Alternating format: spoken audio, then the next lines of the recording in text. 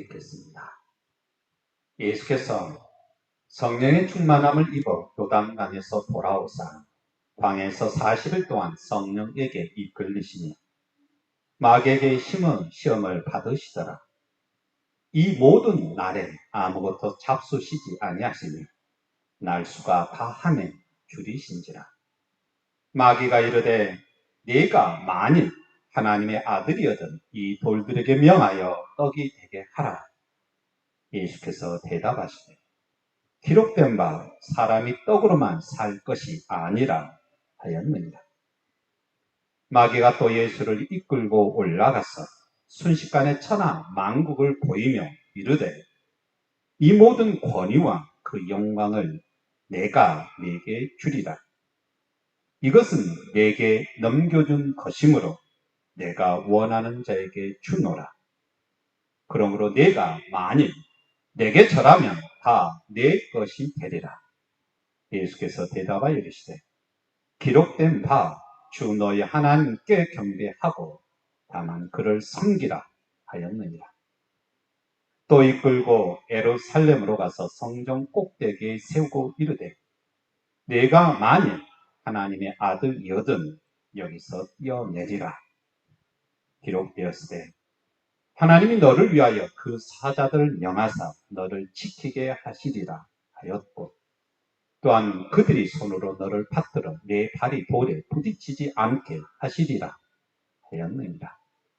예수께서 대답하여 이르시되 주 너희 하나님을 시험하지 말라 하였느니라. 마귀가 모든 시험을 다 한 후에 얼마 동안 떠나니라. 예수께서 성령의 능력으로 갈릴리에 돌아가시니 그 소문이 사방에 퍼졌고 친히 그 여러 회당에서 가르치시니 뭇 사람에게 칭송을 받으시더라. 예수께서 그 자라나신 곳 나사렛에 이르사 안식일에 늘 하시던 대로 회당에 들어가서 성경을 읽으려고 서심해 선지자 이사야 글을 들이거는 책을 펴서 이렇게 기록된 데를 찾으시니 곧 주의 성령이 내게 임하셨으니 이는 가난한 자에게 복음을 전하게 하시려 내게 기름을 부으시고 나를 보내사 포로된 자에게 자유를 눈먼 자에게 다시 보게 함을 전파하며 눌린 자를 자유롭게 하고 주의 은혜를 전파하게 하려 하심이라 하였더라. 책을 덮어 그 맡은 자에게 주시고 앉으시니 회당에 있는 자들이 다 주목하여 보더라. 예수께서 그들에게 말씀하시되 이 글이 오늘 너희 귀에 응하였느니라 하시니 그들이 다 그를 증언하고 그 입으로 나오는 바 은혜로운 말을 놀랍게 여겨 이르되 이 사람이 요셉의 아들이 아니냐. 예수께서 그들에게 이르시되 너희가 반드시 의사야 너 자신을 고치라 하는 속담을 인용하여 내게 말하기를 우리가 들은 바 가버나움에서 행한 일을 내 고향 여기서 행하라 하리라. 또 이르시되 내가 진실로 너에게 이르노니 선지자가 고향에서는 환영을 받는 자가 없느니라. 내가 참으로 너에게 이르노니 엘리야 시대에 하늘이 3년 6개월간 닫히어 온 땅에 큰 흉년이 들었을 때에 이스라엘에 많은 과부가 있었으되 엘리야가 그중 한 사람에게도 본의 힘을 받지 않고 오직 시돈 땅에 있는 사랍다의 한 과부에게 뿐이었으며 또 선지자 엘리사 때에 이스라엘에 많은 나병 환자가 있었으되 그 중에 한 사람도 깨끗함을 얻지 못하고 오직 수리아 사람 나아만 뿐이었느니라. 회당에 있는 자들이 이것을 듣고 다 크게 화가 나서 일어나 동네 밖으로 쫓아내어 그 동네가 건설된 산 낭떠러지까지 끌고 가서 밀쳐 떨어뜨리고자 하되 예수께서 그들 가운데로 지나서 가시니라. 갈릴리의 가버나움 동네에 내려오사 안식일에 가르치심에 그들이 그 가르치심에 놀라니 이는 그 말씀이 권위가 있음이라. 회당에서 더러운 귀신 들린 사람이 있어 크게 소리질러 이르되 나사렛 예수여, 우리가 당신과 무슨 상관이 있나이까? 우리를 멸하러 왔나이까? 나는 당신이 누구인 줄 아노니 하나님의 거룩한 자니이다. 예수께서 꾸짖어 이르시되 잠잠하고 그 사람에게서 나오라 하시니, 귀신이 그 사람을 무리 중에 넘어뜨리고 나오되 그 사람은 상하지 아니한지라. 다 놀라 서로 말하여 이르되 이 어떠한 말씀인고, 권위와 능력으로 더러운 귀신을 명하며 나가는도다 하더라. 이에 예수의 소문이 그 근처 사방에 퍼지니라. 예수께서 일어나 회당에서 나가사 시몬의 집에 들어가시니 시몬의 장모가 중한 열병을 앓고 있는지라. 사람들이 그를 위하여 예수께 구하니 예수께서 가까이 서서 열병을 꽂으시는데 병이 떠나고 여자가 곧 일어나 그들에게 수종하니라. 해질 무렵에 사람들이 온갖 병자들을 데리고 나오니 예수께서 일일이 그 위에 손을 얹으사 고치시니 여러 사람에게서 귀신들이 나가며 소리질러 이르되 당신은 하나님의 아들이니이다. 예수께서 꾸짖으시사 그들이 말함을 허락하지 아니하시니 이는 자기를 그리스도인 줄 아니로라. 날이 밝으면 예수께서 나오사 한적한 곳에 가시니 무리가 찾다가 만나서 자기들에게서 떠나시지 못하게 만류하려 하며 예수께서 이르시되 내가 다른 동네들에게서도 하나님의 나라 복음을 전하여 하리니 나는 이 일을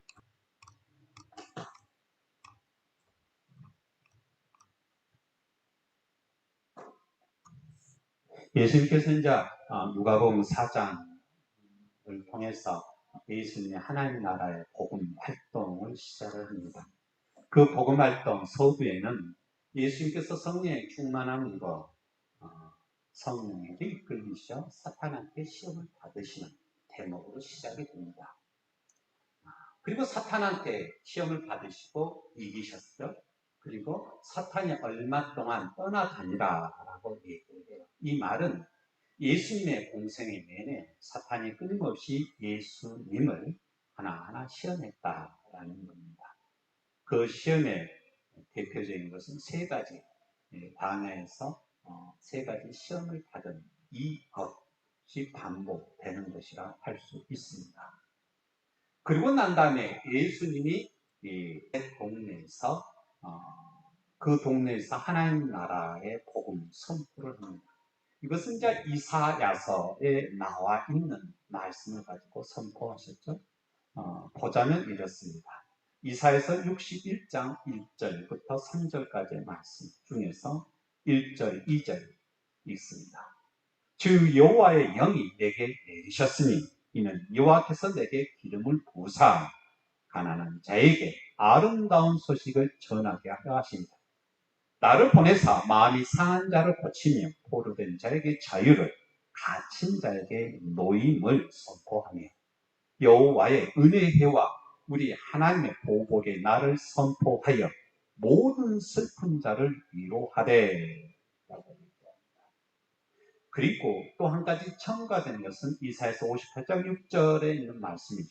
내가 기뻐하는 금식은 흉악의 결박을 풀어주며 멍에의 줄을 끌어주며 압제당하는 자를 자유하게 하며 모든 멍에를 꺾이는 것이 아니겠느냐. 여기서 압제당하는 자를 자유하게 하며 이것이 이제 첨가됐죠. 그러니까 주 여호와 하나님 성령이 하나님의 아들 예수 그리스도 메시아를 통해서 임하시면 가난한 자한테 아름다운 소식을 전하게 된다. 이것은 주의 은혜를 선포하는 거다라고 얘기를 합니다. 주의 은혜를 선포하는 것, 즉 가난한 자한테 주의 은혜를 선포하는 것을 구체적으로 얘기하는 것은 바로 세 가지로 나옵니다. 포로된 자, 그리고 소경들, 눌린 자, 이 사람들을 고치고 해방하는 것이라 라고 얘기를 합니다. 이것이 이제 메시아 하나님의 아들 예수 그리스도가 이 세상에 오셔서 하실 일을 이사야서 61장에 있는 얘기를 가지고 예수님께서 선포하시며 이 글이 오늘 너희에게 응했다라는 얘기고 그들한테 선포하죠. 이 선포를 듣고 나사렛에 있는 사람들은 어떤 생각을 하는 거예요? 아, 이 사람이 진짜 제2의 모세다. 우리한테 희망을 줄 사람이다. 그래서 이 나사렛에 있는 사람은 이렇게 예수님한테 얘기합니다. 당신 요셉의 아들이라고 우리는 안다. 어렸을 때부터 우리와 커서 잘한다. 만약 네가 메시아라면 가버나움에서 했던 것처럼 똑같이 여기에서도 기적을 행해라. 즉 그것을 증명해라. 이러자 이제 예수님께서 이렇게 얘기를 하죠. 옛날 엘리사, 엘리야 두 때에도 이스라엘 사람들한테는 이 두 선지자를 통해서 하나님의 은혜를 받지 못했다. 이방 사람 사랍다의 한 과부 그리고 수리아 사람 나아만만 하나님의 은혜를 받았다. 이 얘기는 뭐냐면 이스라엘 백성들한테 이 은혜를 선포했음에도 불구하고 하나님의 능력이 엘리사, 엘리야한테 임했음에도 불구하고 그들의 은혜를 받는 자는 누구냐? 이방 사람입니다. 이것은 옛날에도 그랬고 지금도 그랬고 너희가 이것을 믿지 아니하면 받아들이지 아니하면 의심을 발휘해서 메시아를 증명하라고 얘기를 하면 내가 너희한테 기적을 베푼다 할지라도 믿지 않을 거다.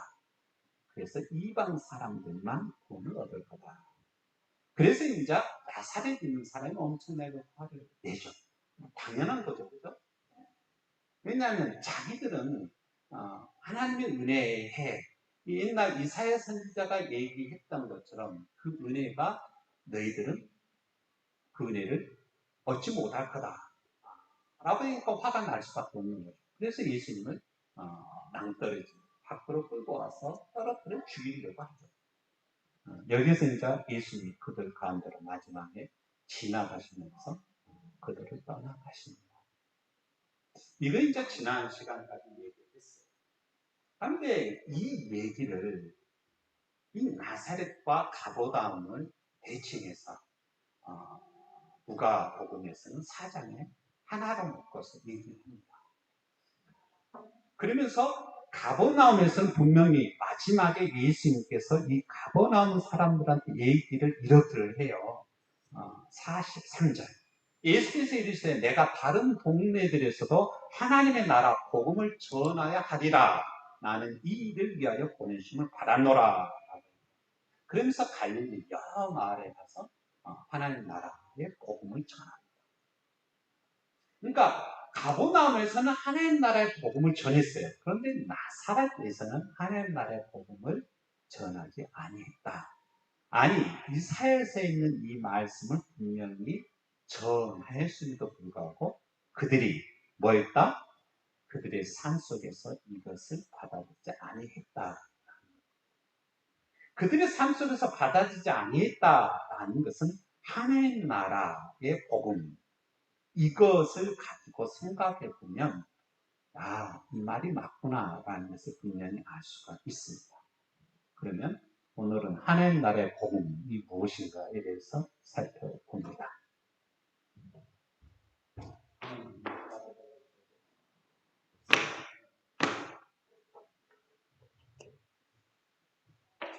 이쪽에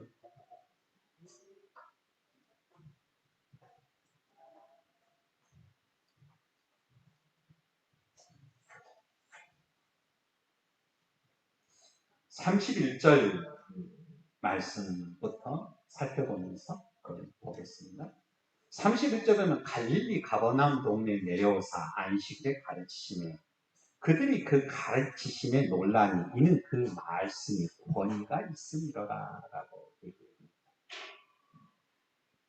이제 하나님 나라의 복음을 가르치는 거죠. 하나님 나라의 복음을 가르치는데 이 하나님 나라의 복음을 갈릴리 가버나움 동네에서 가르쳤어요. 그런데 32절 말씀에 그 가르치심에 놀랬어요.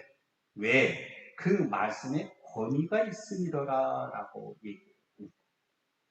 그 말씀에 권위가 있다. 권위라는 것은 엑수시아라는 단어인데 이것은 분명하게 권세, 권위, 능력 이런 거예요. 이 권세, 권위, 능력 이것은 뭐예요? 우리들의 삶 속에서 증명되어진 것을 얘기합니다. 권위가 있다. 그 말씀, 그 가르치심, 하나님 나라 복음을 전파하는 그 가르침, 하나님 나라의 복음. 이것이 뭐가 있다는 거예요?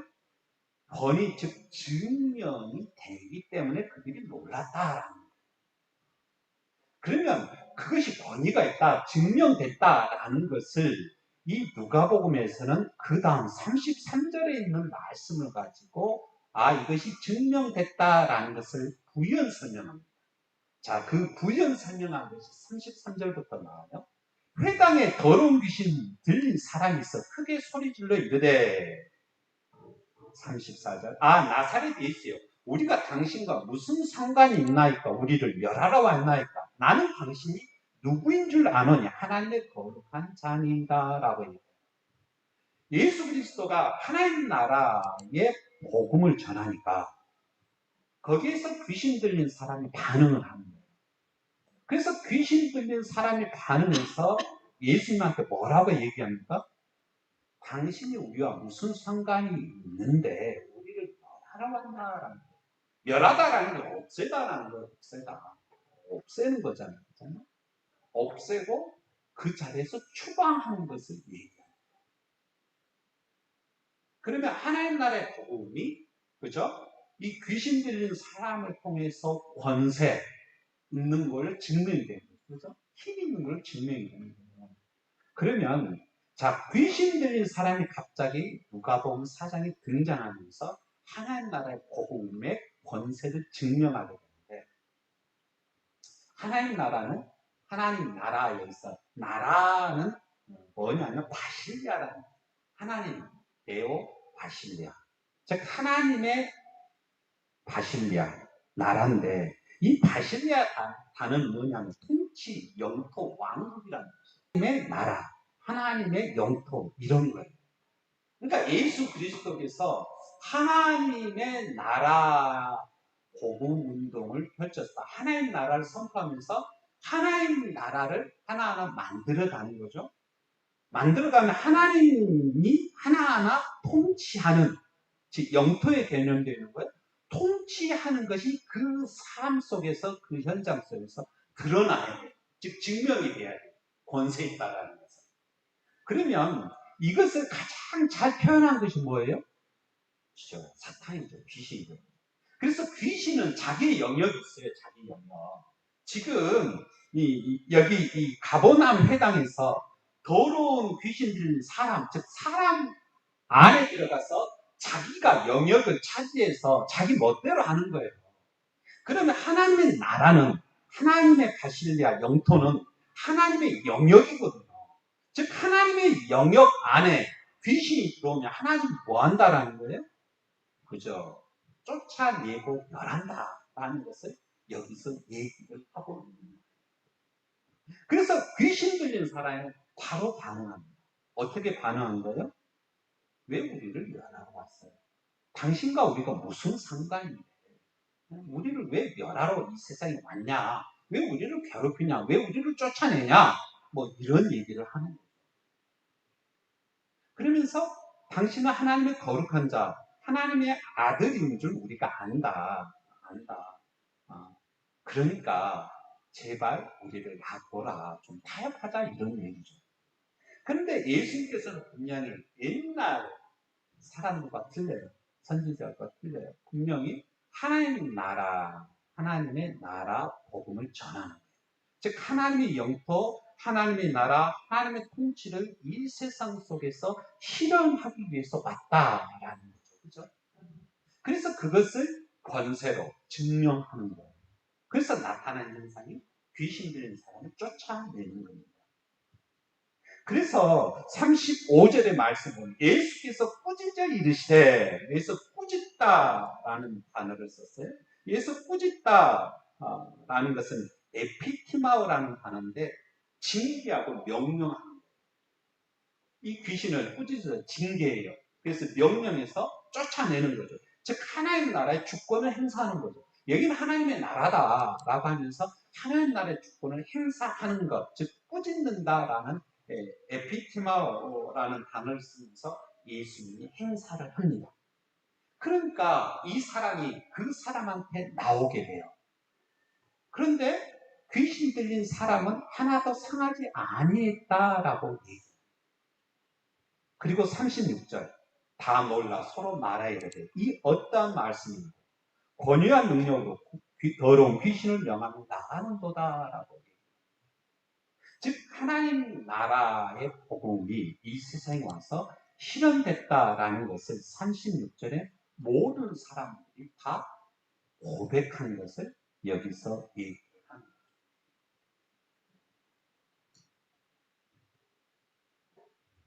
그러니까 그 다음에 이제 병자를 고치거든요, 예수님은. 그런데 하나님 나라, 즉 영역 싸움에서 하나님의 통치와 주권에서 그것을 분명하게 보여주는 것은 귀신 축출로 예수님께서 보여줘요.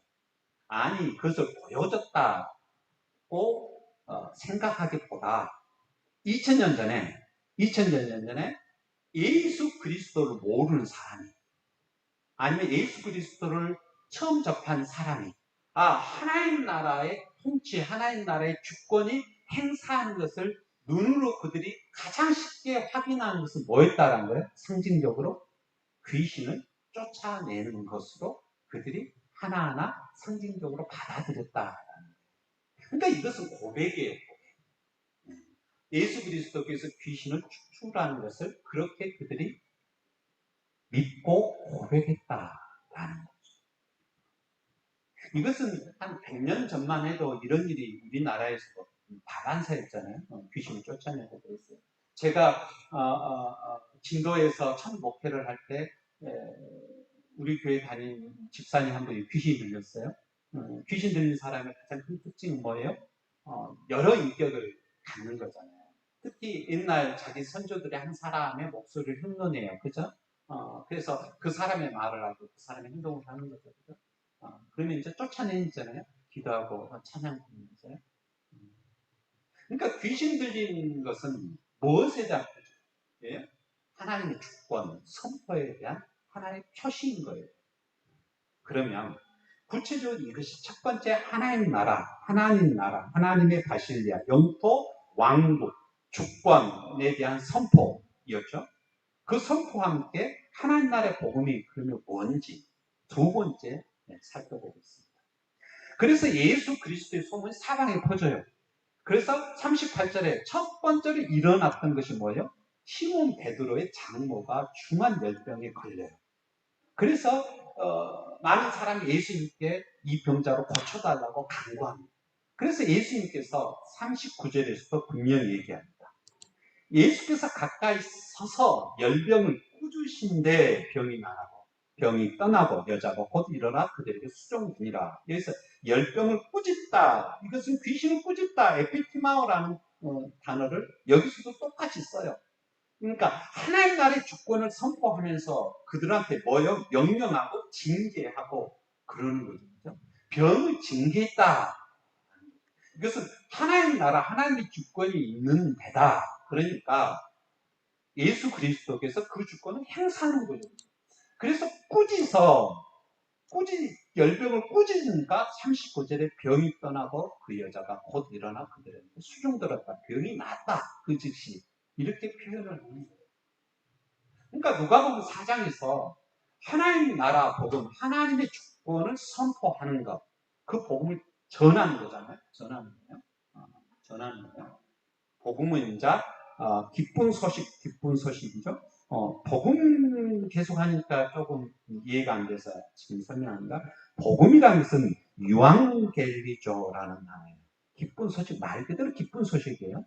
그러면 유앙겔리조라는 단어는 그때 어떻게 썼냐면 로마가 타민족과 전쟁을 해요.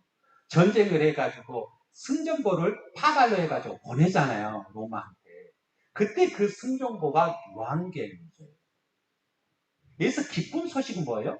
승리의 소식이에요. 승리의 소식. 그러니까 유앙겔리 이 복음 유앙겔리도 이 단어를 누가 가장 먼저 썼냐면 마가복음의 저자 마가가 가장 썼거든요.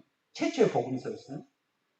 그러니까 군사 용어인데 그것도 순정가인데 이 승전의 소식을 예수 그리스도 하나님 나라에 붙였다라는 거예요.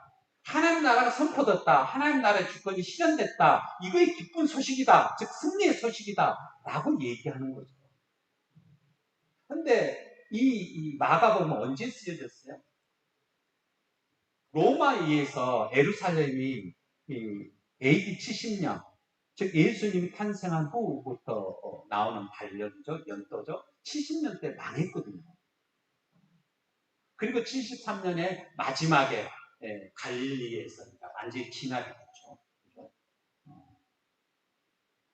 그러면서 이 승전 소식을 로마한테 전해요. 그때 쓴 단어가 복음, 기쁜 소식, 유앙겔리오라는 단어예요. 근데 이것을요, 복음서 저자가 다 죽어옵니다. 진정한 승리의 소식은 뭐냐?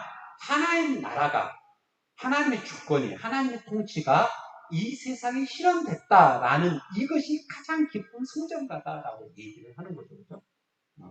그래서 두 번째 하나님 나라, 하나님의 주권, 하나님의 영토, 하나님의 왕국이 실현되는 두 번째를 뭐예요? 병들을 하나하나 고치는 거예요.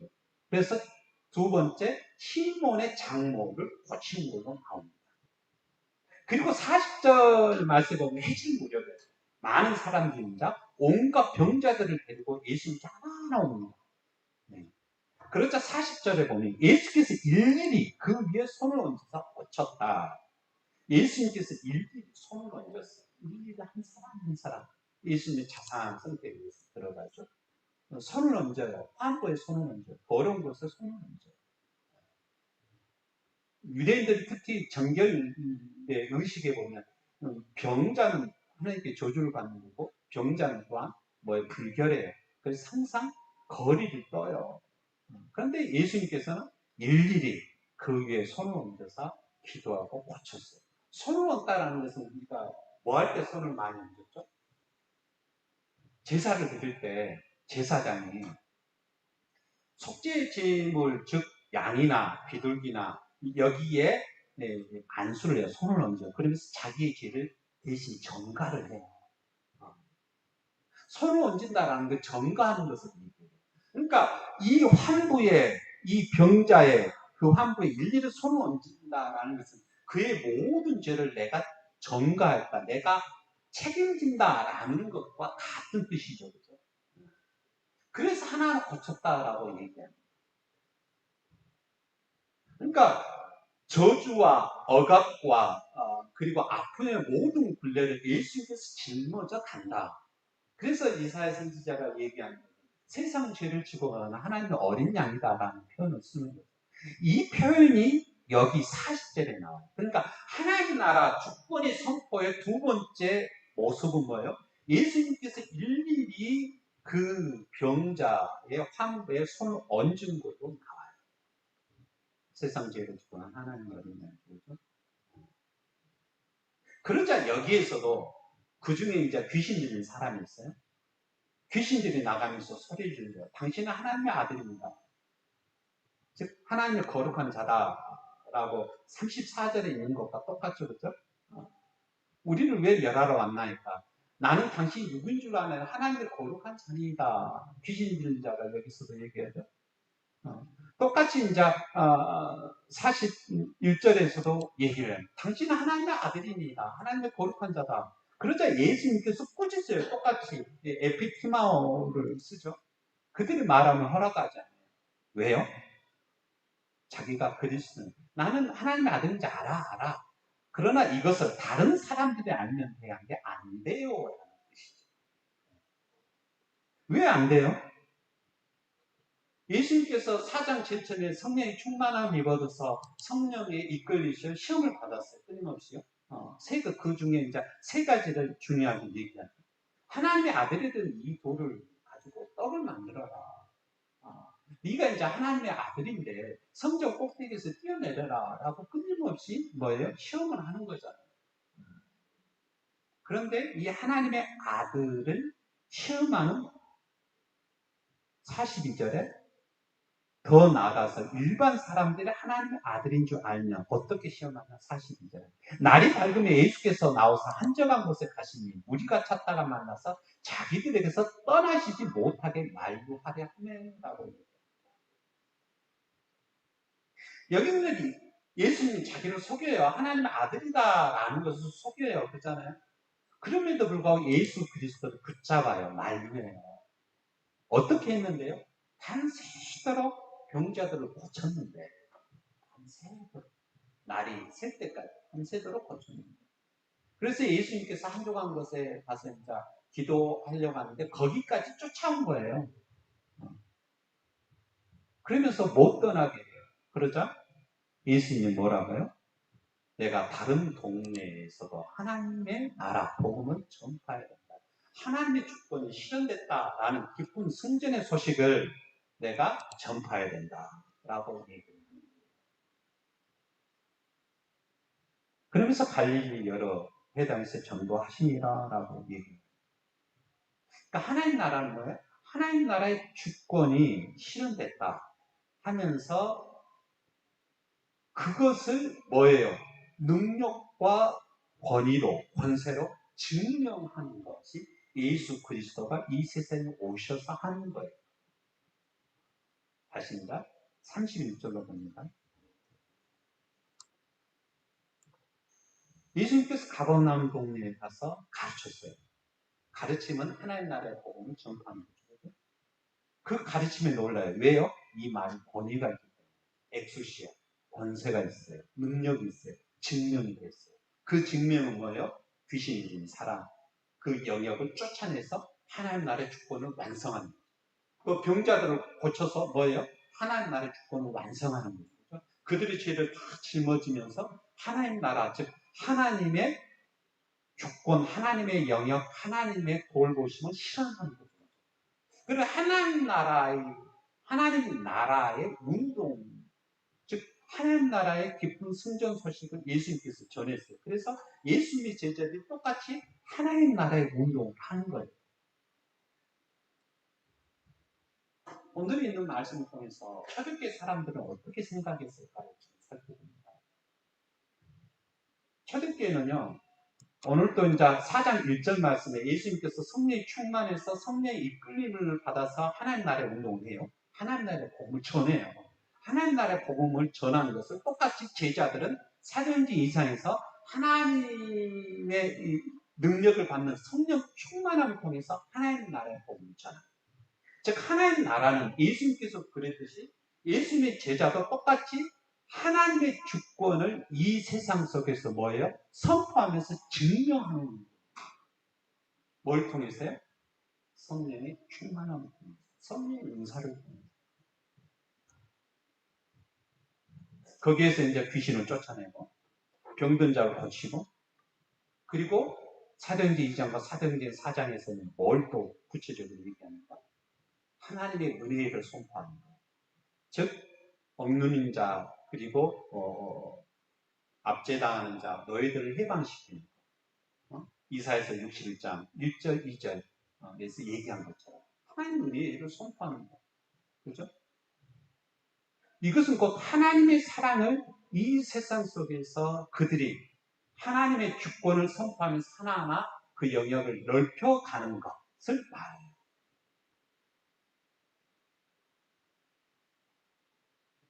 그러니까 하나님 나라의 복음은 하나님 나라의 주권을 이 승전보를 하나하나 전하는 것은 무엇을 통해서 전해지는 거예요? 그저 권세로, 능력으로 전해지는 거예요. 성령의 능력으로, 권세로 전해져요. 귀신을 쫓아내고, 그리고 아픈 사람을 고쳐내고, 그리고 가장 중요한 건 뭐예요? 하나님의 은혜를 선포하는 거예요. 즉 하나님의 은혜와 사랑을 나누는 것을 통해서 그들은 하나님 나라의 운동을 합니다. 하나님 나라의 주권을 선포하면서 실현해 나가는 삶을 살아가요. 이것이 교회다라고 얘기를 하고 있습니다. 그런데 이 교회에서 하나님 나라의 복음은 나사렛에서는 실현이 안 돼요. 그런데 가버나움에서는 선포대로 실행돼요.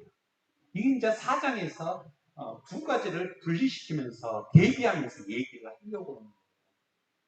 그럼 하나님 나라 복음 운동을 하는 초대교회 신앙인들한테 그들이 고백했던 거, 나사렛은 안 돼. 그러나 가버나움에서는 하나님 나라의 복음이 실행이 돼.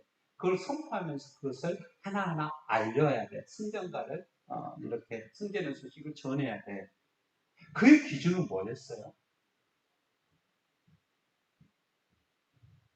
나만처럼 사렙다 가부처럼 그것을 바라는 사람들한테는 실현이 되고 바라지 않고 그것을 증명해라. 즉 예수님께서 세 번째 계명이 죠 네가 하나님의 아들이거든. 성전 꼭대기에서 뛰어내려라 라고 증명하라는 네가 의사냐. 응? 응? 너 자신의 병을 고치라라는 이런 속담을 들면서 그렇게 끊임없이 시험한 자들한테는 하나님 나라 선포가 안 돼요. 왜요? 당연하잖아요. 하나님 나라의 선포는요. 뭐가 있어야 돼요? 예수님이 그랬던 것처럼 병자들한테 일일이 손을 얹고 그 병의 죄를 내가 짊어져 가는 것을 얘기하는. 그리고 하나님의 은혜를 선포하는 것고 뭘 얘기해요? 압제당한 자를 내가 긍휼히 여기면서 그들한테 하나님의 사랑을 나눈 것을 얘기하는. 근데 나사렛 사람이 그래요? 자기는 뒷짐지면서 그건 절대 행하지 않아요. 그래서 하나님의 은혜는 누구한테 전파된다라는 거예요? 하나님 나라의 복음은 누구한테 전파된다? 살았다, 가고, 나만 장군. 이방인한테 전파된다. 이방인한테 실현된다. 라는 것을 은근히 여기서 뭐예요? 그죠? 예수님의 시험과 더불어서 오늘 누가복음 우리가 얘기해 주고 오늘은 하나님 나라 복음이라는 주제로 하나님 나라의 운동은 초대교회의 신앙인들이 그들의 삶 속에서 하나님 나라, 하나님 주권을 선포하면서 그것을 그들의 삶 속에서 하나하나 뭐예요? 그저 증명해 나가면서 살았던 성령 운동이 초대교회 하나님 나라의 운동입니다. 그래서 사도 바울이 이런 얘기를 자주 쓰잖아요. 하나님 나라의 말씀, 이 복음은 말에만 있지 않고 능력이다라고 얘기를 분명히 합니다. 하나님 나라, 하나님의 주권은, 하나님의 영토는, 하나님의 통치는 능력이에요. 성령, 즉 하나님의 영을 통해서 이 세상에 내려오시는 하나님의 주권의 선포이고 그것이 또한 증명이 돼야 돼요. 뭘 통해서요? 은혜를 선포하면서 하나님의 은혜를 선포하면서 하나하나 증명해 나갔던 어떻게 하면 새로운 피조물의 운동이었다라는 것은 여기서 이제 예수 그리스도가 처음으로 갈릴리 살아가는 곳에서 이렇게 얘기를 해주고 있습니다.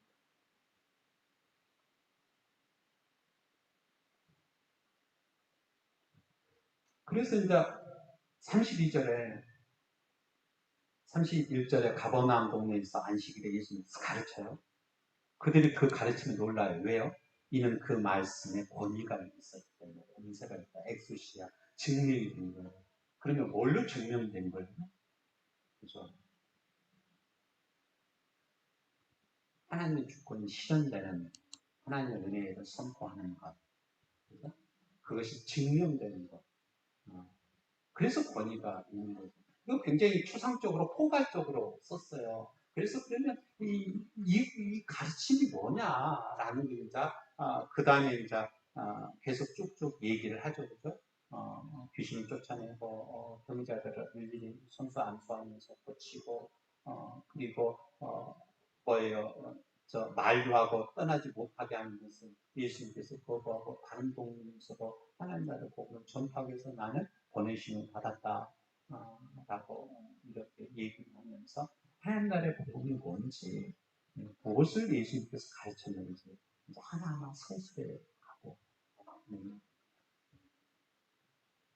그래서 이제 우리가 음, 이번 기회에 특히 이제 누가복음을 읽을 때 항상 무엇과 연결돼서 읽는 거예요? 사도행전과 연결돼서 읽는 거고, 사도행전과 연결돼서 읽는 것은 어, 다른 서신서들과 계속 연결돼서 읽는 거고, 이것은 곧 무엇을 뜻해요?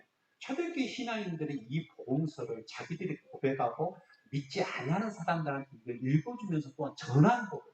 그러면 그들이 이것을 고백하면서 전하면서 어떤 마음으로 어떤 삶으로 이것을 전했을까라는 것을 추측해 보면, 하나님 나라의 복음은 뭐다라는 것을 분명히 알게 되는 거예요.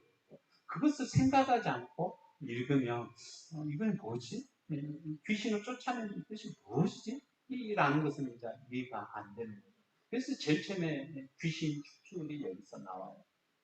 주권의 실현이다라고 얘기해요. 그래서 초대교회는요, 공동체가 하나하나 형성됩니다. 그래서 공동체의 가장 중요한 공동체를 표현한 게 사도 바울의 그리스도의 몸, 지체라는 표현을 하잖아요. 지체는 뭐예요? 아름다운 것도 있고 추한 것도 있고, 그러나 그것이 서로 상호 마디가 연락돼서 예수 그리스도의 사랑으로 그것이 하나 되어서 그리스도의 몸을 이룬다. 즉 하나님 나라의 주권이 실현되는 것은 예수 그리스도의 몸이다. 우리들의 신앙의 삶 속에서 실현되었다. 이것을 새로운 피조물, 새로운 창조의 출발이다라고 선포하는 것이 초대교회 있다 생각이 들 수가 있습니다.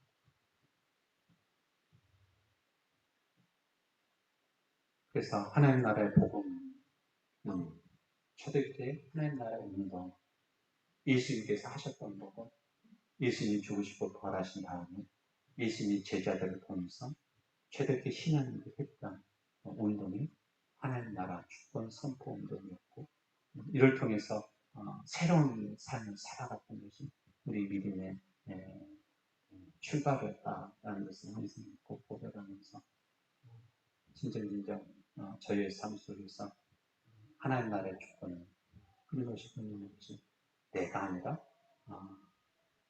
하나님의 영으로 성령으로 선포하는 것을 만들어가는 저 여러분들을 축원합니다. 같이 기도하겠습니다. 사랑과 은혜가 충만하신 하나님 아버지, 오늘 또 하나님이 저희 주님이시는 하나님이 저희를 부르셔서 당신의 거룩한 나라를 이끄시며, 또한 주님의 은혜가 우리를 통하여 우리의 삶을 통하여 너희들이 전파되며 하나님의 능력으로 권능으로 역사로 그것이 커지는 걸 믿고 고백하게 하시니 감사합니다.